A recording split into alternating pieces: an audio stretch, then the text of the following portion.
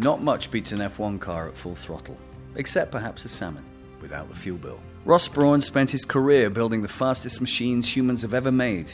Today he finds out nature got there first. Season 3 of The Last Salmon is in partnership with Loop, driving change for wild fish and wild places. F1 teams are notoriously obsessive about detail. Tyre strategy, aerodynamics, power units. I know you're a fly fisherman. Do you approach the river with that same engineering mindset? I over-prepare. Whatever I do, I over-prepare. So I do a lot of overseas trips. And I go with a mountain of stuff and use about 1% of it. Because I have every fly for every occasion, rods, reels, lines, and I use a fraction of it. But I'm not comfortable unless I've got all that available.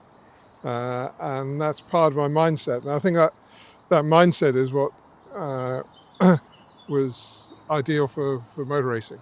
Because motor racing, you know, there's a saying I like to have, which is luck is preparation waiting for an opportunity. So what that means is you're prepared for everything. So whatever happens, you're prepared for it. Ready. You're ready. And it looks like you've been lucky, but you were prepared. And my fishing sometimes strays into that territory. So here it's lovely just to have an impromptu thrash around. Yeah. But that's when I'm doing a proper trip. I over-prepare. So it sounds like you pack a rod every time you go away on business. I did, yeah. I mean, some countries more than others. So I fished in Australia, America. I've diverted off to the Bahamas on the way to the Canadian Grand Prix. Oh, have you? Yeah, so I've had plenty of fun experiences, and as fly fishing's opened up, so you can fly fish in a lot more places, particularly salt water. Then I've fished some great places connected to races. Australia was a favourite, so I'd go up the east coast. Yeah. Malulavat Bay, Fraser Island, and all those. That was good fun. I fished the Adirondacks because we used to have a race in Montreal. Well, I have a race in Montreal. We used to have a race in Detroit, so we'd drive down and I'd stop in the Adirondacks and have a few days there. So I was always looking for an opportunity when I was traveling. That's exactly what I do. Whenever my work takes me away, Yeah. the second thing I do, well, the first thing I do nowadays actually, is to see if there's a river there that will take a fly rod. And when you say we, have you gathered a bit of a troop around you to go fly fishing? Or is it your solitary escape from the madness of it all? Occasionally. I mean, the early days, a driver called Eddie Cheever was very keen. So Eddie and I would always try and find somewhere to fish connected to a race. And he was a bit hyper. You know, my fly fishing for me is to move into a different environment, almost a different culture, and switch off from the motor racing. Yeah. Eddie couldn't. He sort of operated at the same pace in fly fishing as he did in Formula One. So that was always... John Watson's another good friend who's a keen fisherman, and we were in Iceland together last year. So there is a little bit of a fly fishing or fishing community in Formula One, but it's not so strong. I'm guessing that might be because when you are on location during an F1 race and it's very high octane and it's a very laser focused experience, fly fishing is that, but without the energy, I'm guessing, or the adrenaline. Would that be fair to say? And I don't know whether it might be quite hard to juggle the two on a race meeting weekend. Yeah, I think one of the things that enabled me to survive as long as I did in motorsport was I'm very good at compartmentalizing. So I can, and it kind of drives my wife mad sometimes because I compartmentalize, do that, then I move on. She's got everything going at the same time. And she can't understand why I have to move from segment to segment. So I could do that with my fishing. Right. I could go off fishing and I could blank out everything else. And in fact, that was one of the reliefs, that I had something I could blank out everything else. And one of the great things about fly fishing is so active. You know, people think you're sat by a riverbank. You're not. You know, first of all, there's a casting, which is a sport in its own right. And then there's the strategy and the tactics, and have you got the right fly, are you approaching it properly, are you there at the right time, all that sort of stuff. So it's a mini version of motorsport in a way, in that you're trying to tackle all those things. But I was good, or I'm good at compartmentalizing, so I could go off fishing and not think about anything else. And that, I think, was one of the reasons I was able to stay at it over 40 years. So 40 years.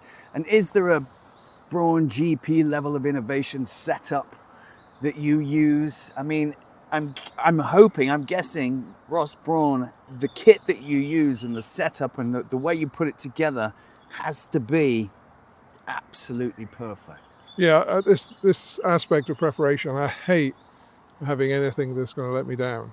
Yeah. And I'm fastidious with my tackle, so there's certain rods I like, and I try and stick with those. There's certain reels that I know are very well engineered. Yeah. So I use Mako reels for my saltwater, which I think is probably one of the best. Yeah. And all of that, so I don't want to even think about it when I'm fishing and when I'm fighting a fish. Right. You know, that stuff should be seamless. Yeah. And so I'm pretty particular in sorting all that out. If I've got a line with a abrasion on it, it drives me nuts. Right. You know, I'm casting and I can, or just that rough line, I have to change the line, or So, that is one of my peculiarities, I guess. But well, I don't think it's. I mean, fly fishermen are very meticulous on the whole. Are you one of those fishermen then that spends as much time on the riverbank changing their tackle, changing their line, changing their leader, changing their fly as you are actually fishing? No, that's Right. the sort of interesting thing. I do believe in the sort of priorities, and in terms of catching fish and presenting. The fly may not be critical, but presenting it the right way, and approaching it the right way. And I was brought up through course fishing, so my first passion in fishing was course fishing, and I was a carp fisherman in the days of Rod Hutchinson and all those guys, Chris Yates, and the early days when it was really innovative. Yeah. But it wasn't prescribed. It feels like carp fishing now is fairly prescribed. You know exactly what to do. Yeah. I mean, the hair rig was invented when I was carp fishing. So that came along and that revolutionized what we were doing. So, I learned some rivercraft and I learned some strategy and when I see someone walking along a riverbank, doing this, I think, blimey, how many fish is he scaring? Yeah, sure. And, I'm sort of trying to hide behind a bush. I'm not as agile as I used to be, but I'm trying to hide behind the bush. The river here, we keep the banks fairly high up because I think, you can get in there and you can crouch and you can get close to fish. And I still hope I retain that appreciation that fish is a wild animal. And, if you spook it, it might not run off, but it won't feed. Yeah. You'll have a fish there that knows you're there and he'll hold his station, but he ain't going to take your fly. So all that sort of stuff is there. You're an advocate for wild fish, and certainly it sounds like through the way you want to fish and catch them is the same. How do you feel about certain fisheries that are becoming or have been for years? There's a style of fishing, especially on some of these chalk streams, that is almost anti-wild fish, it seems to me, and it's they call it carpet slipper fishing, don't they? Where you can literally trundle down to the bank in your slippers. I think that's where it must come from. Cast a line, pull out a stock trout, and job done. Each to their own, I guess, but I'm not sure whether it's that kind of fishing is necessarily good for the river. Where do you stand on that? I mean, looking around, I know where you stand on it, but I'd love to hear your thoughts. I think it's horses for courses, and it's not my sort of fishing. I've done it. I've been a guest on some waters, and it's been a nice day with friends, and it wouldn't be my first choice, but I can appreciate the appeal to it to some people. And the issue you touched on there, as long as it's not impacting the environment for the rest of the river, that's the key thing. And I think that's where it needs managing. We need to have limits and we need to have controls on those things. But that's not my style, but I can understand why some people Yeah. enjoy that. But the element of what impact it's having on the river needs to be understood, and we need to make sure that doesn't become excessive. Do you think we are monitoring our rivers as well as we could be? Obviously, nowadays there's water quality monitoring that we're encouraged, as well, riparian owners are encouraged to use. Anybody really who has a vested interest or a stakeholder in the river. EA are being stripped of cash. We had a conversation off camera recently about the rural police not really being as engaged, I'm sure, through resources. Again, same excuse, same reasoning. Are you concerned that we're not perhaps caring for our rivers as much as we'd like? And I'm talking about chalk streams specifically. Yeah, I think we have to be realistic. I mean, the UK, unfortunately, is not in a great place generally at the moment. I mean, you're driving around with roads which are disgraceful. We can't fix potholes in the roads. So these sort of what people might view as luxuries are going to slip back. And I think we have to fill the gap. I think that's the only solution. To expect governments to put priorities on the things we care about when they've got all these other issues they feel are more important. I don't feel they're more important, but they feel they are. If we just step back, and there'll just be a void up here. And the only solution is that we take action ourselves. And I support, I know all the organisations you do, wild fish, wild trout. I'm involved with the Tay Catchment Salmon Alliance and things like that. I'm just trying to help support those things as much as I can. And I think we have to recognise that if we don't start controlling those things and policing those things ourselves and making people accountable, the authorities accountable for what they should be doing, who else is going to do it? And whenever I have this argument with people about fishing, it's a cruel sport, you're sticking hooks in fish, I accept that. But if we care massively about the environment the fish are in. And if we weren't doing this, fish wouldn't be there. So there is a price to pay, which is we're fishing, but that price is small compared to the overall benefit that anglers and fishermen bring to the environment, bring to the rivers, because no one else would care. And I understand the argument against fishing, whether it's catch and release or otherwise, but we are a necessary evil, for want of a better expression. We're going to bring it back to salmon. Where do you see the biggest opportunities for technology, innovation and engineering when it comes to the conservation of wild salmon? There's a question. I've thought about this quite a bit, and one of the, if I could make a comparison, it's a bit diverse, but the government have said that they're not going to allow internal combustion cars to be sold after, it was 2030, now it's 2035.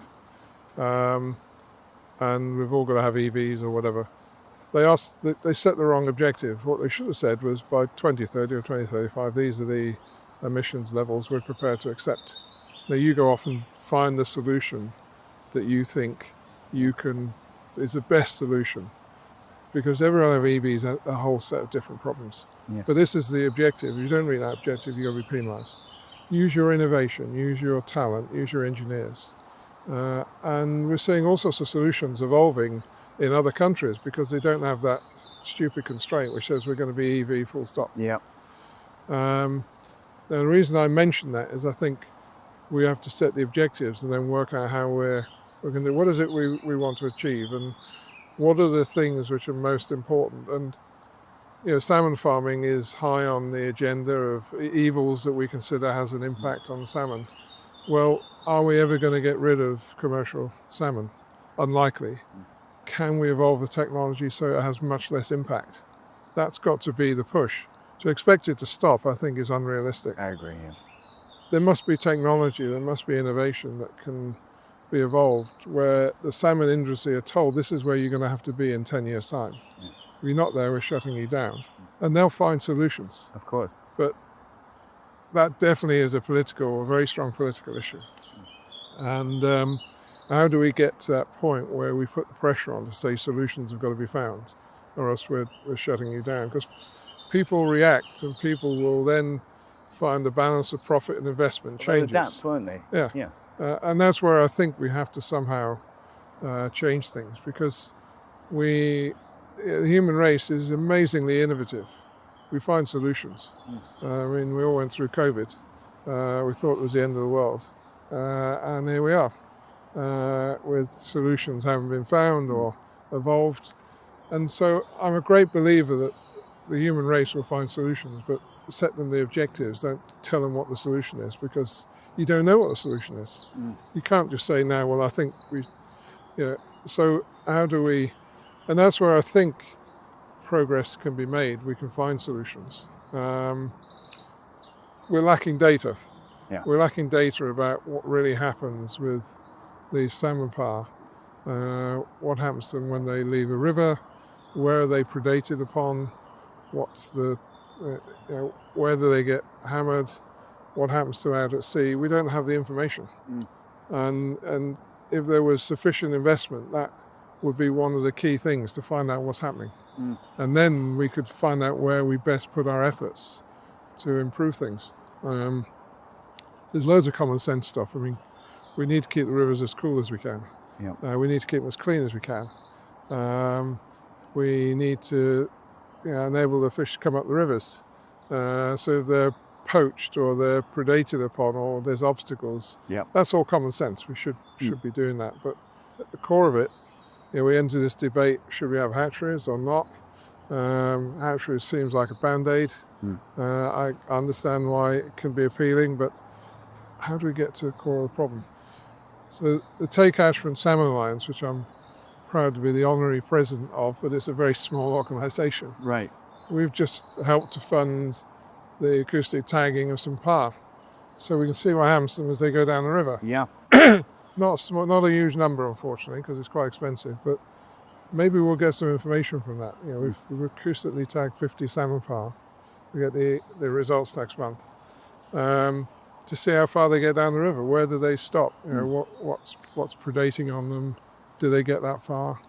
So just that information we need to try and make judgments. It is that we need much more data on this very complicated life cycle that the Atlantic salmon has, and we do have data, pioneering data from the Atlantic Salmon Trust, who did that parr tagging with their West Coast tagging project. So what we discovered there, of course, was the migratory routes of the smolt and where they went as they made their journey out to sea.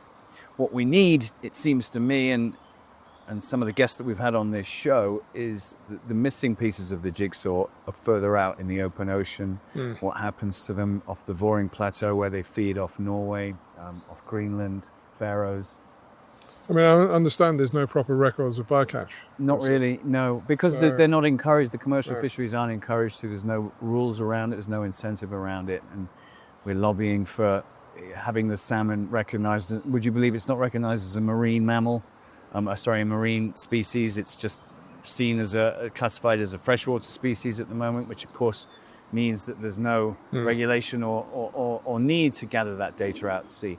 So definitely there's a big need for that. As you've quite rightly pointed out, that's expensive. It's not insurmountable though. I think we should be getting, personally, I think aquaculture should be paying for that. They're using our seas, abusing our seas. Yeah. Let's have some funds to find out what's going on for our salmon. But it's also the technical and the hardware needs to get up to speed, I think, to gather this data. I think we need strong minds. The next generation, the next crop of brilliant young minds need to really be encouraged to be focusing on conservation, as opposed to AI or... And whilst this is not a new problem, it is a relatively new problem. The severity is a relatively new problem. So, as young students, young engineers, young scientists coming through, this is a very real problem for them to get a hold of now. And we can hope that we can start to focus some of their attention on it. Yeah, couldn't agree more. Let's talk a little bit, if it's okay with you, let's talk a little bit about your incredible life and your professional life. I've done a bit of digging. You never know whether you can trust Wikipedia or not, and anecdotal sort of stories from friends and fishermen. But you came up literally from pretty humble beginnings, didn't you? Yeah. No, I was born in Manchester. Likewise. Yep, Yep. 1954. My dad was he worked for Firestone, the tyre company, and he was passionate about racing. So when Firestone started to get involved in racing in the 60s, he was an obvious choice to help them. So he started working for the Firestone racing division and started traveling with that. And I got to go to a few races, and my dad raced go-karts, and he and I raced slot cars all around the country. So I kind of had that environment of competitiveness, engineering competitiveness from my dad, and that environment. And I always enjoyed the engineering aspect of race cars. So we moved down to the south of England, Reading. I went to Reading School. Didn't suit the academic environment so much, so I went off and did an engineering apprenticeship. And when that was finished, I was doing an HND in college, and I saw an advert in the local Reading Evening Post for a machinist, engineering machinist. What's a machinist? Working lathes and working mills and Right. cutting metal of all sorts. And I went along. I was interviewed by a chap called Patrick Head, who became one of the senior figures in motorsport in time. And we walked around. He kept picking up these bits and saying, can you make that? And I'd tell him how I'd do it. And anyway, I didn't hear anything for quite a long time. And then I got a call saying, would you like to come and join us? And I was 23 years old at the time, so I thought, great, I'll just go and do that for a while. Who's us? Well, I had a partner by then. Right. No, but would you like to come and join us? Williams. Oh, that was Williams. That was Williams Grand Prix Engineering. Right. Yeah, sorry. So so I went along, and just out of interest, why did it take you so long to make a decision? Well, the first guy came, didn't like it, you were our second choice. Do we know who that first guy was? I did meet him, Right. a guy called Jim Poole.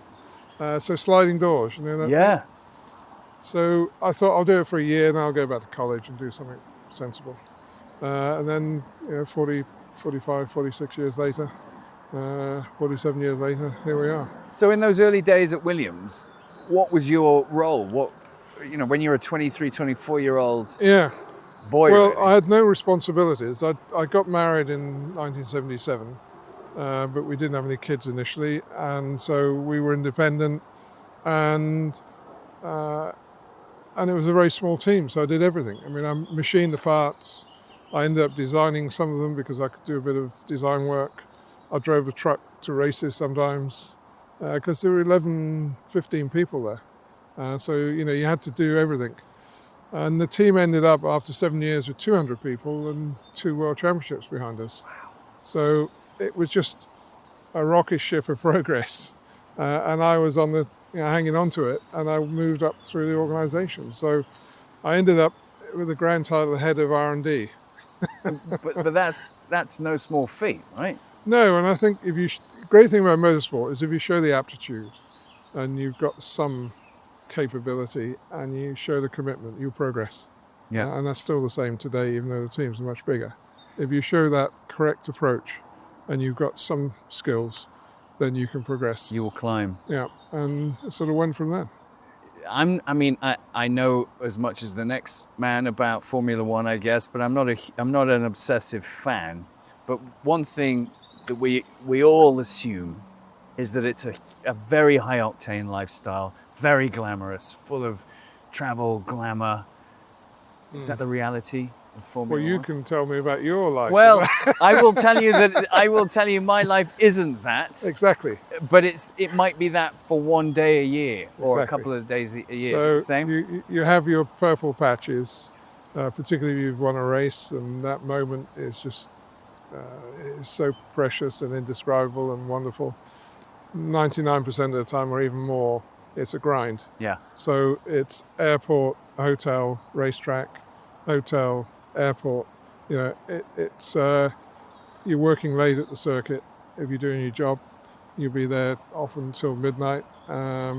and you get back, you're there the next day, and you get out of there as quick as you can. Right. So it's a pretty high level of commitment and a tough job, but I think the thing I loved about it most, it was a team Collaborative. sport.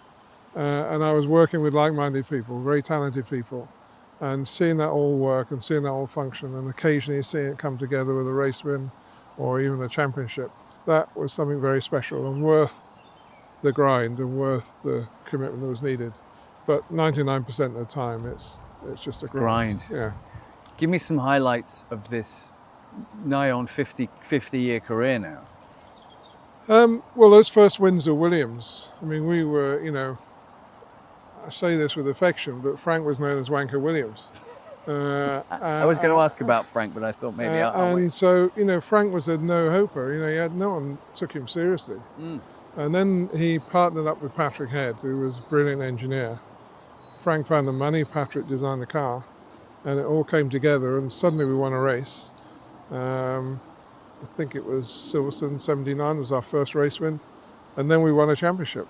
Yeah. And Frank had come from nowhere to achieve that, so that was a wonderful time, and of course very formative in my career. And then Benetton, meeting Michael Schumacher, working with Michael, forming a relationship with Michael was a very special time. Winning the championships with him, going to work in Italy for 10 years. Oh, I didn't know that you worked in Italy for 10 years. So I worked for Ferrari for 10 years. Still love Italy. Just came back from there. We were there last week. Still love Italy. And then we had the fairy story of Brawn GP, which was,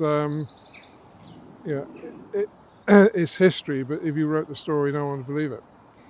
That's the next F1 movie, surely. Or maybe that was the kind of...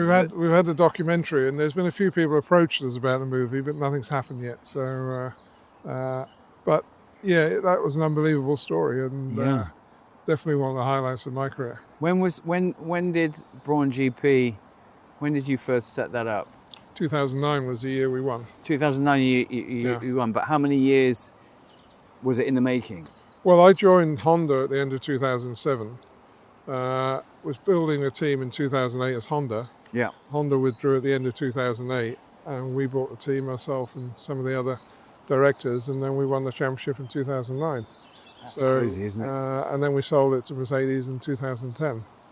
So what's the Mercedes team now was the Brawn GP team and was the Honda team. So was that the intention? I mean, because that's such a small slither of time to set anything up, a new team, win the championship, and then flog it. No, none of it was intended. It was reactive. Right. We were reacting to the circumstances we were faced with, and there was the financial crisis in 2008. The people who wanted to buy the team were undesirables, and we didn't want to sell it to them. We took it over because there was no alternative.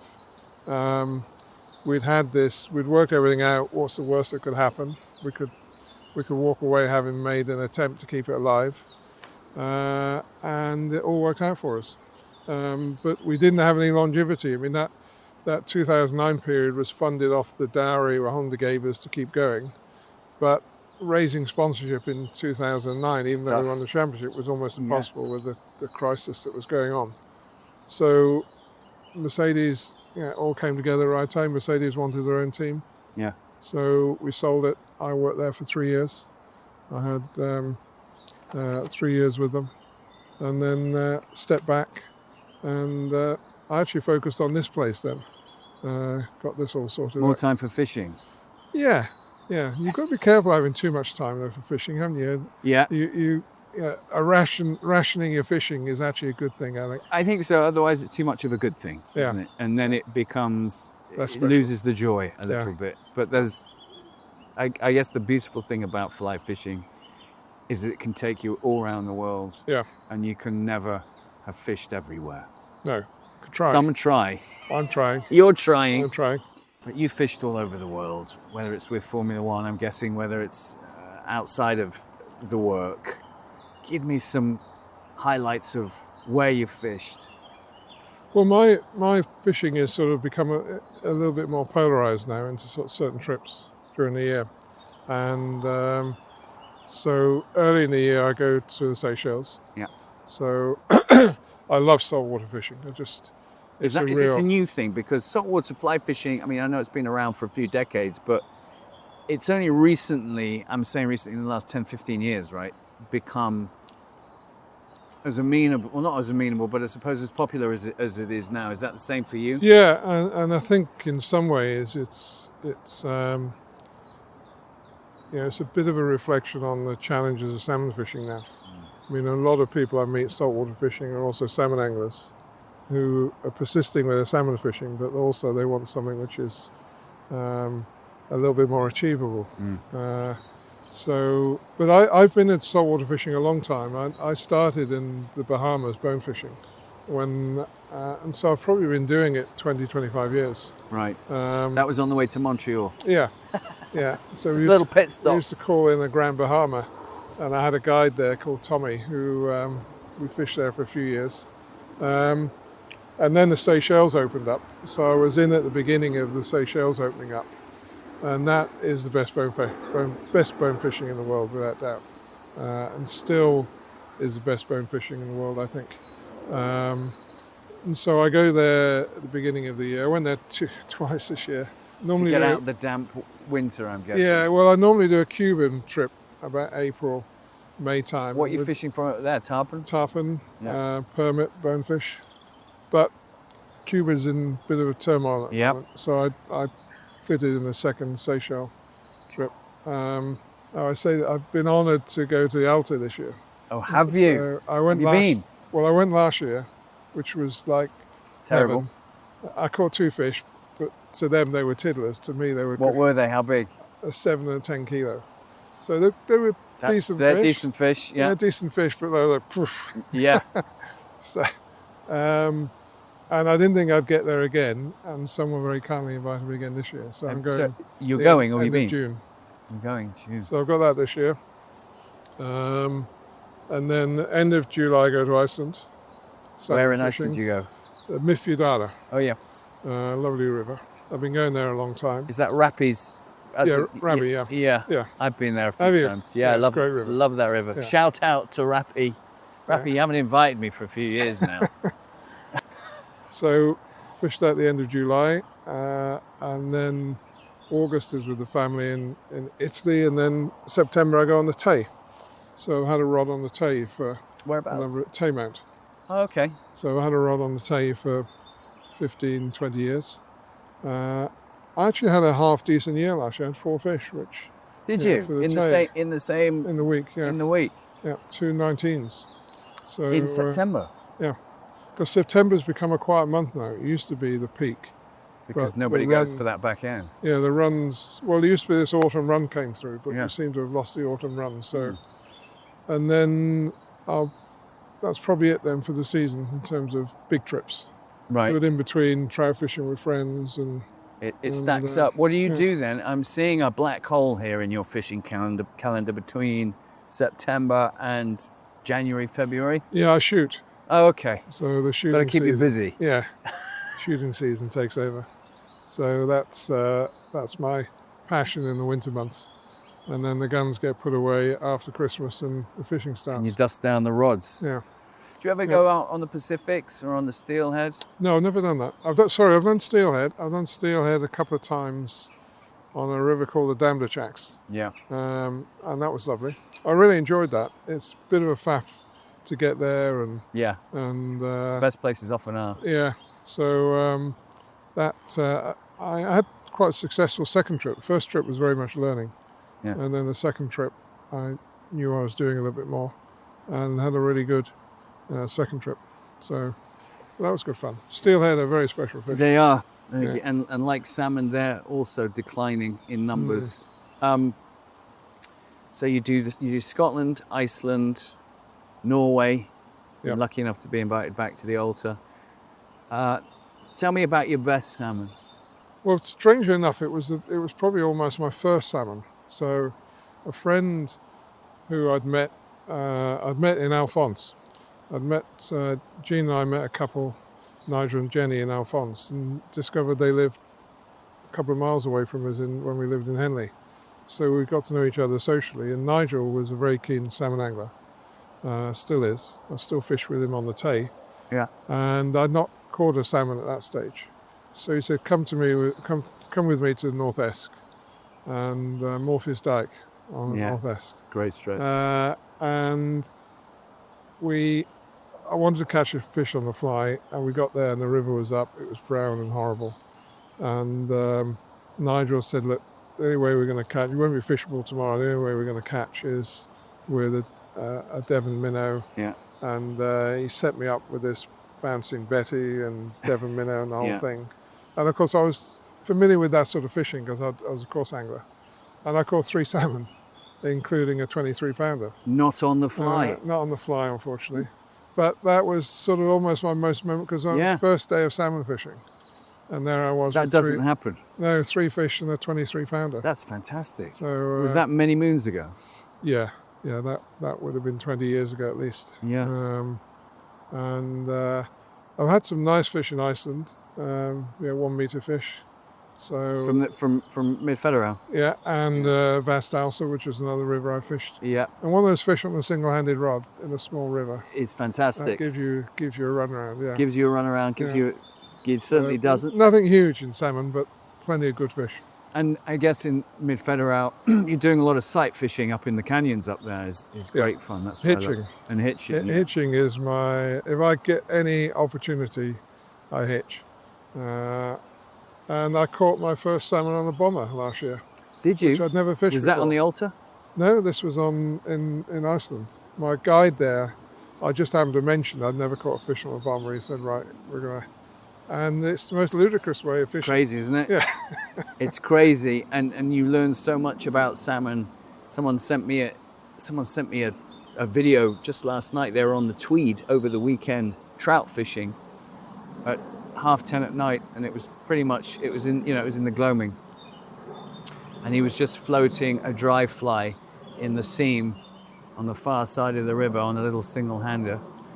Big salmon came and smashed it. And just when you think you know about salmon, isn't that the wonderful thing about this fish though? We can never get ahead of them. Yeah, and this thing was bobbing along on top of the water, and then this snout came out and just took it gently. Amazing. So you're as passionate about salmon angling as I am, and many people, because we understand, or you understand like everybody else, how special this fish is. Yeah. The F1 of fish, as we're coining it. Here we are at your incredibly idyllic, beautiful stretch of Middle Itchen. Are we here? Yeah, I guess, yeah. Yep. It looks to me, I've seen a lot of this river over the years, up and down in the test. This looks very special in as much as it seems to me you go out of your way to keep it as wild and free-flowing as you can. Yeah, and it looks very natural, I hope. But it takes quite a lot of work to get it like this. When we moved in, is irony. Yeah, when we moved in, due to dropping flows over the years, the river was too wide. And because the river's too wide, the flow is not fast enough. So you get a lot of silt build up. You don't get the weed growth you want. So the first job we did when we moved in was to narrow all the banks, get the flow up. And when we did it, it looked dreadful. It looked like a bomb site. It was scary. But the people doing it, don't worry.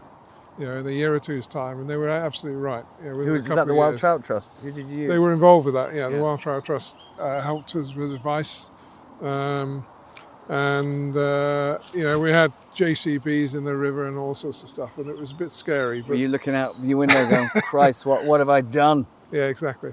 Anyway, it then evolved, and as you can probably see here, what we try and do is keep definitely one bank well overgrown, and then the bank we tend to fish from is still pretty overgrown because I like to sort of poke around in there and stay quiet.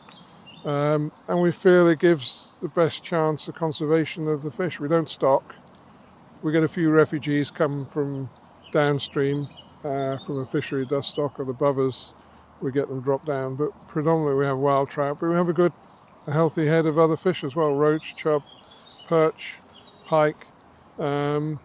And I was scared when I stopped stocking because the prior owner stocked, and I was worried about what would happen. And my advice, if the fishery isn't heavily fished, is try it, because it's surprising the population that builds. It takes a couple of years, because I think those stockfish have to pass on, Move through, yeah. and then the wild fish get the freedom. They get the best places to spawn.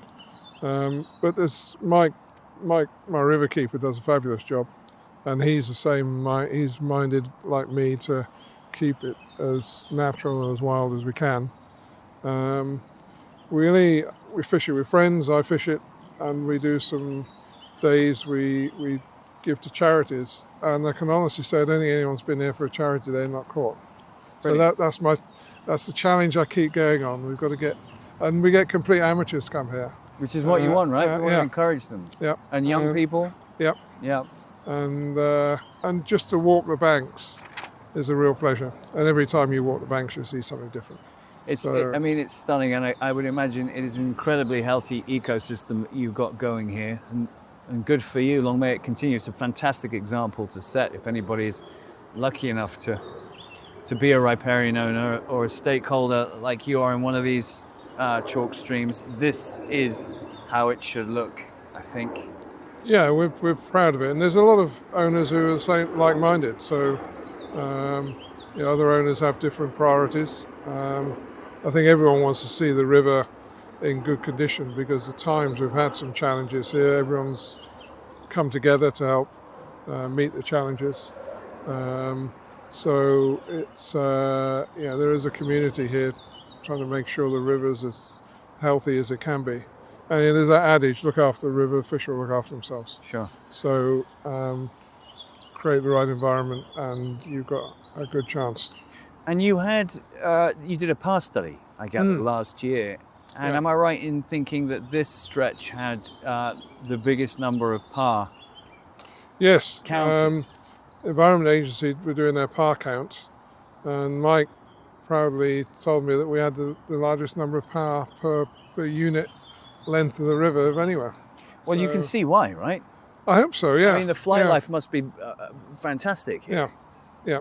And I think Mike's sensible about predation. Cormorants are the main challenge. So we're sensible about predation. We have otters up here and we live with it. Obviously they take some fish, but they don't decimate the river. And they're so lovely to see. Beautiful. So, and you don't have is big stocked brown trouts munching on the PAR. No, we don't have that.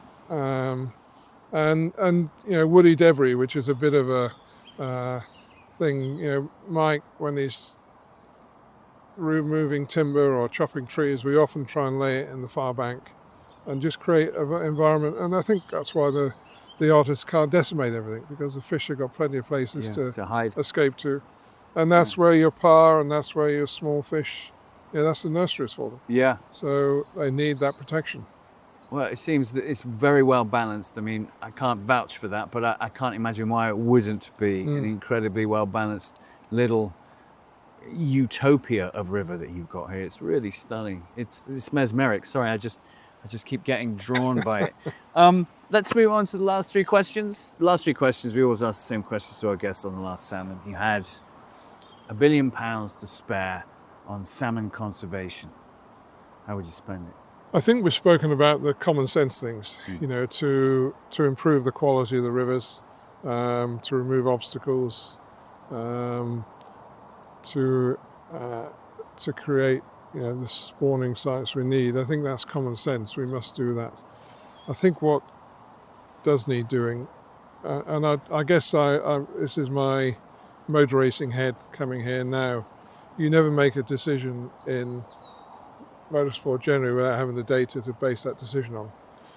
Certainly nowadays, the old days of intuitive decisions moved on. You still have to have intuition. You still got to have common sense. You got to see the wood for the trees and all the rest of it. But you need data to back it. But you do need that information. And we're struggling for real information, as we spoke about. So I think a fair chunk of that has got to go on some way of understanding what's happening, to know where we can touch, where we can influence, what's really having an impact. How damaging are the salmon farms? We all feel they're damaging. How damaging are they? And where do we put our best efforts? And I think a large chunk of that money has initially got to go on understanding the problem, because you can't fix the problem until you understand it. And I feel we're just lacking information. And it's not apathy to say, we need to go out and get all this information. I think there is some common sense to be done, which certainly will help. We're facing climate change, the temperature's getting hotter, we need to look at tree cover for rivers, we need to see whatever we can do to try and keep the river water temperatures down. But obtaining that information for me is just a vital part of this equation. And getting together, I don't know if you're familiar with a charity called Race Against Dementia, which is yes, I am. Jackie Stewart set up. Yeah. And what Jackie's done, which I think is smart, is he's funding research. He assumes that a solution will come by funding the research. So the money is all going into research. And from that, he hopes that solutions will come. In a way, we're the same with salmon. We all have slightly different opinions and different directions we want to go. We're going to have a proper concerted effort. We've got to find some data. We've got to understand the problem. Absolutely. So, and you can spend too much money on harvesting data and audits and research and development, and that makes sense coming from your good self. And you're proof of the pudding, right? I mean, you do have to research and engineer and find your solutions. It's not something. I love what you said then about gone are the days of being reactive and intuitive. You do need something to back it up. Yeah. And that's where there is, as we've spoken about, sadly, that's where there's a real need with the Atlantic salmon. There's still so much we don't know. Yeah. You have no money. What would you do for the salmon conservation cause? I think communication. I think getting the message out there is vital. I think this canary in the coal mine aspect. I have to hold myself when I'm at a dinner or somewhere and farm salmon gets served, and obviously I don't eat it. And if people will engage, I don't force it upon them, but I do enlighten them into what they're eating. Yeah. And they don't realise. I never come across anybody that does know why they shouldn't be eating farmed salmon. It's crazy. And when you say, well, the government are recommending you don't eat too much of it, and pregnant women shouldn't be eating it, etc. That communication and just spreading a message is the thing we can all do as anglers. Yeah.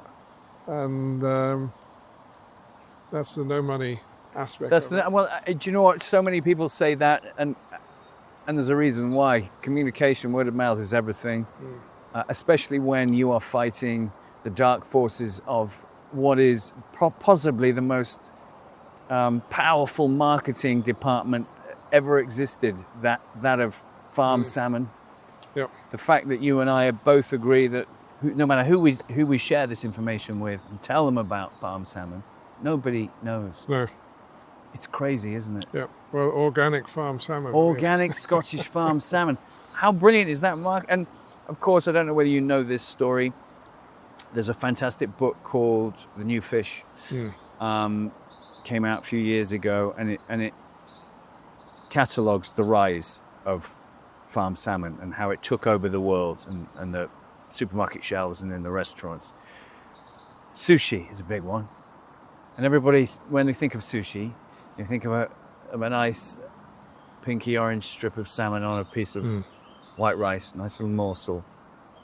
The Norwegian fish farmers back in the 70s went over to Japan because they knew that would be an incredible market to get into if they could crack it, and convinced them that this fish would be great tasting in their sushi, in their swathe of sushi, smorgasbord of sushi recipe, should I say, and they could sell it to them at a very good price. And sure enough, they've done it. I mean, of course, there are no Atlantic salmon anywhere near Japan, yet they have managed to infiltrate that culture.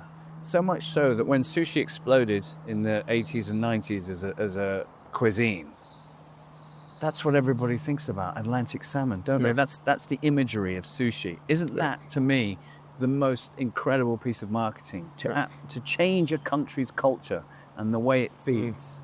The chemically dyed, Farmed. Engineered, farmed piece of meat is now absolutely hand in glove when it comes to the Japanese culinary culture. Crazy, amazing. So that's what we're fighting, that level of marketing. It's your last day on Earth, Ross. It's not going to be for a long time yet. And bearing in mind, you have fished probably more than your fair share. Well earned though, so hats off. But more than your fair share of fly fishing and wonderful locations. But it's your last day on Earth. You have to choose one. Where would you go and who would you be with?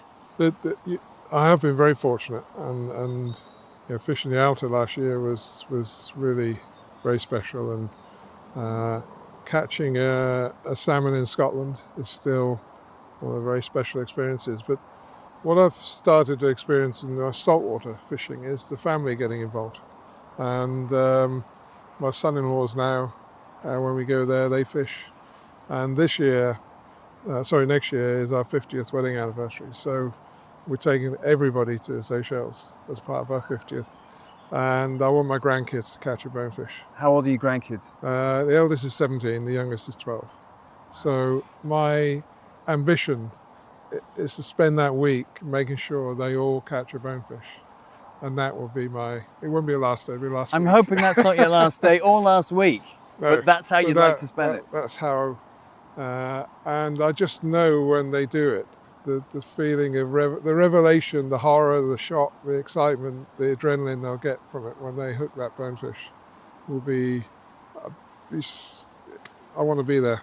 And where is that? Where are you taking them? Alphonse. Alphonse. Yeah. So the Alphonse is the answer? It is, yeah. And with my grandkids, because I'm seeing my grandkids start to mature now. And I have to say, when our daughters grew up, I was on the road. Saw less of them than I perhaps could have done. And so seeing my grandkids, now I'm retired, seeing my grandkids, they were out in Italy last week, we're playing golf together and all sorts of stuff. And just seeing them develop and change and evolve is a real pleasure. And so next year, if that was my last day's fishing, then I'd be happy. Ross, thank you so much. Yeah, I wish you the best. It's a real pleasure. Thank you, and I wish you the best of luck over in Alphonse with your grandkids. You must come back on and tell us how you did with them. Yeah. Thank you so much, and thank you for allowing us to chat to you here in these beautiful surroundings. And I think it's about to rain, so it's a good time to wrap it up. Yeah, it looks like it's. We could do with a bit of water.